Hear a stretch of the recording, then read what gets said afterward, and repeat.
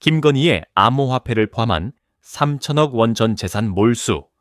윤석열 쓰러져 수갑차다. 법원은 오늘 윤석열 전 대통령의 12.3 비상계엄 선포가 위헌 위법했다고 판결하며 피해 시민 104명에게 각각 10만 원의 손해배상을 지급하라고 명령했습니다. 이는 헌법재판소의 파면 선고 이후 법원이 비상계엄의 불법성을 처음 인정한 판결로 역사적 의미를 갖습니다. 재판부는 비상계엄 선포가 국민의 주권과 기본권을 침해했으며 무장한 계엄군으로 인해 공포와 정신적 고통을 겪었다고 인정했습니다. 특검 소환조사가 임박한 윤석열 전 대통령의 부인 김건희 여사 쪽이 조사 일정 방식과 관련한 요구 조건을 제시하자 특혜 요구라는 정치권의 비판이 나왔다.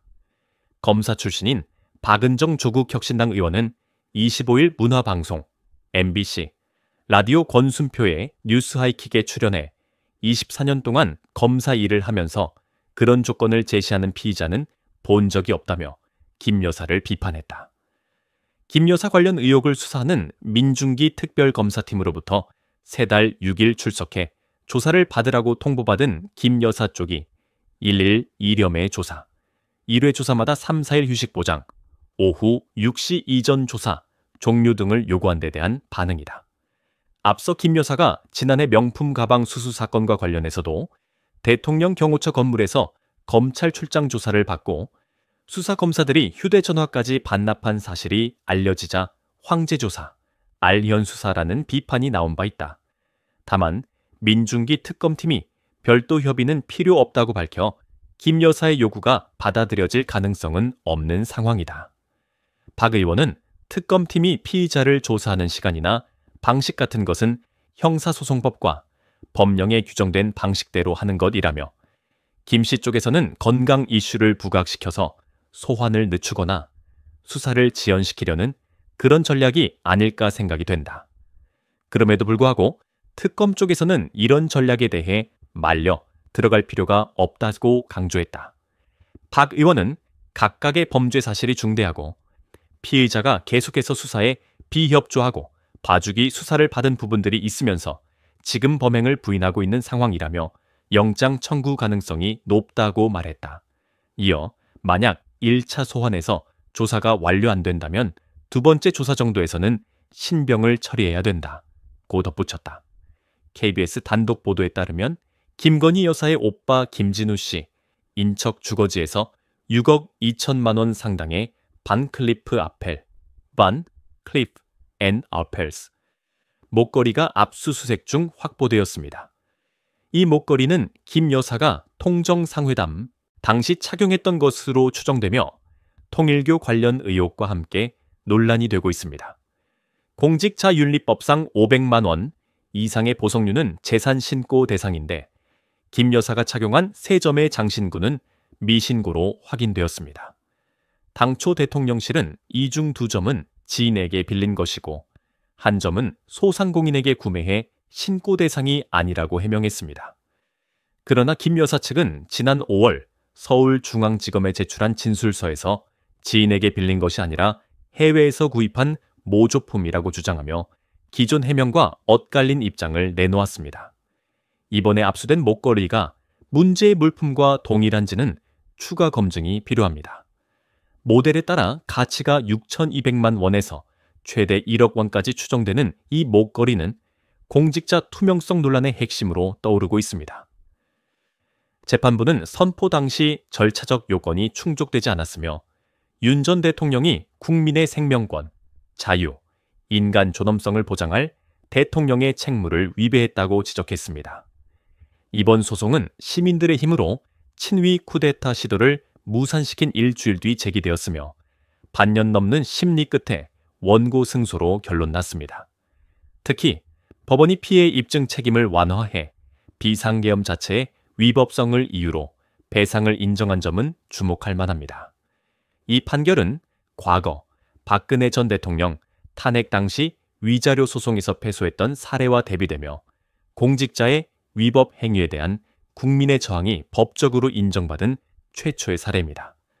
이는 국가가 국민에게 공식 사과한 것과 다름없으며 추가 소송이 이어질 경우 배상액이 눈덩이처럼 불어날 가능성이 있습니다. 일각에서는 이 배상금을 윤석열표 민생지원금 또는 소비 쿠폰이라 비유하며 국민 다수가 피해를 공감한다고 보고 신청 의사를 밝히고 있습니다. 이는 시민들의 분노와 공감을 상징적으로 보여줍니다. 그러나 항소심에서 입증 기준이 강화될 경우 결과가 달라질 가능성도 배제할 수 없습니다.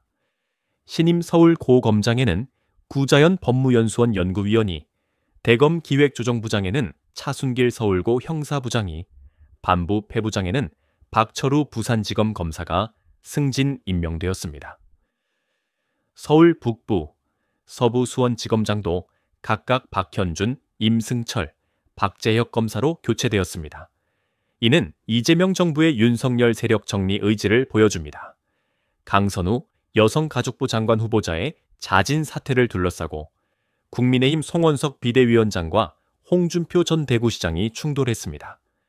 홍 전 시장은 송 위원장이 2021년 재보선 당시 당직자를 폭행해 윤리위에 회부되고 자진 탈당 후 4개월 만에 복당한 전력을 언급하며 내로남불이라 비판했습니다. 송 위원장은 강선우 의원의 갑질 위법 의혹을 이유로 사퇴와 윤리위 제소를 촉구하며 정동영, 안규백, 권오울 의원의 사퇴까지 요구하고 있습니다. 그러나 자신의 과거 폭행 사건을 축소하며 징계를 받았다고 주장하는 모습에 국민의 분노가 커지고 있습니다. 특검은 비상계엄 당시 윤석열 전 대통령이 국민의힘 추경호 원내대표와 나경원 의원과 통화한 배경을 조사 중입니다. 12월 3일 계엄 선포 직후 국회 출입이 통제되며 아수라장이 벌어졌고 계엄 해제 표결에 국민의힘 의원 108명 중 18명만 참여했습니다. 추경호는 표결 전 의총 장소를 3차례 변경하며 의원들의 참여를 방해했다는 의혹으로 내란 공범 혐의로 고발되었습니다. 나경원 역시 표결 불참 후 내란 선동 혐의로 고발당했습니다. 특검은 김민기 국회 사무총장을 9시간 조사하며 당시 상황을 파헤쳤습니다. 민주당은 국민의힘이 내란에 동조한 위헌 정당이라며 해산을 요구하고 있으며 추경호의 문자 기록 11시 4분 국회 소집, 14분 당사로 변경, 이 일을 뒷받침한다고 주장합니다. 특검은 국회의장실 압수수색 등 강경 조치를 통해 진실 규명에 나서고 있습니다. 윤석열 전 대통령의 비상계엄 선포 관련 재판이 지연되고 있습니다. 특검은 7월 말부터 8월 초 법원의 여름 휴정 기간에도 재판을 진행해야 한다고 주장하지만 윤 전 대통령 측은 휴정기에는 변호인도 휴가를 가야 한다며 반발하고 있습니다. 특검은 국선 변호인 선임을 제안했으나 윤 측은 버젓이 변호인이 있는데 자존심이 상한다며 거부하며 설전을 벌였습니다. 법원의 휴정은 의무가 아닌 권고로 구속 사건의 경우 예외적으로 공판이 진행될 수 있습니다. 특히 내란죄는 온 국민이 피해자이므로 비공개 재판이나 지연은 부적절하다는 비판이 제기됩니다. 재판부의 직위원 부장판사는 피고인에게 과도한 배려를 한다는 인상을 주며 논란의 중심에 있습니다.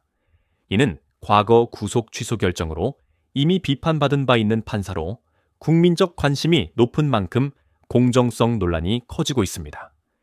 윤 전 대통령은 재판 출석을 의도적으로 피하며 사법부를 무시하는 태도를 보이고 있습니다. 이는 마지막 자존심을 세우려는 전략으로 보이지만 실질적인 방어 대책이 부족하다는 분석입니다. 특검은 구인영장 발부를 요청하며 재판부는 윤 전 대통령의 건강 상태와 구속 가능성을 구치소에 확인 중입니다.